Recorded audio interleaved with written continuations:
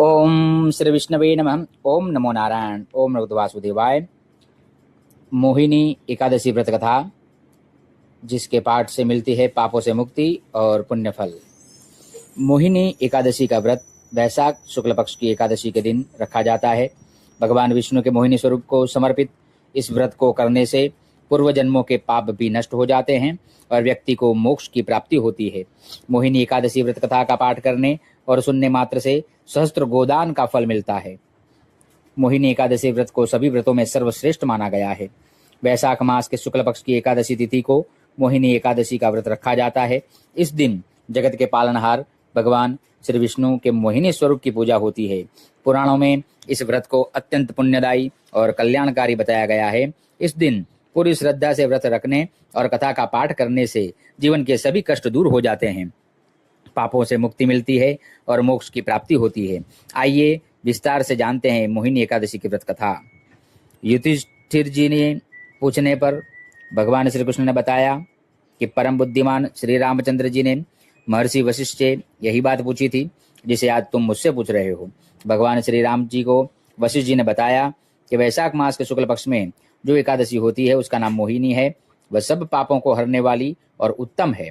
उसके व्रत के प्रभाव से मनुष्य मोह जाल तथा पातक समूह से छुटकारा पा जाते हैं।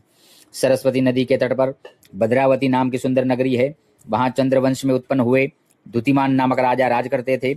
उसी नगर में धनपाल नामक धन धान्य से परिपूर्ण और समृद्धशाली एक वैश्य रहता था। वह सदा पुण्य कर्म में ही लगा रहता था। दूसरों के लिए कुआं, मठ, बगीचा, पोखरा और घर बनवाया करता था। वह सदा भगवान श्री विष्णु की भक्ति में लगा रहता था। उसके 5 पुत्र सुमना, द्युतिमान, मेधावी, सुकृत तथा दुष्ट बुद्धि थे। दुष्ट बुद्धि वैश्य का 5वां पुत्र था। वह सदा बड़े बड़े पापों में ही लिप्त रहता था। वह वेश्याओं से मिलने के लिए लालायित रहता था। न तो वह देवताओं का पूजन करता था और न ही पितरों और ब्राह्मणों का सत्कार करता था। एक दिन वह वेश्या के साथ उसे घूमता हुआ देखकर पिता ने उसे घर से निकाल दिया। परिवार के अन्य लोगों ने भी उसका परित्याग कर दिया। अब उसके जीवन में कष्ट पर कष्ट आने लगे और वह इधर उधर भटकने लगा। एक दिन वह भटकता भटकता महर्षि कौंडिन्य के आश्रम पर जा पहुंचा। तब वैशाख का महीना चल रहा था। कौंडिन्य गंगा जी में स्नान करके आ रहे थे।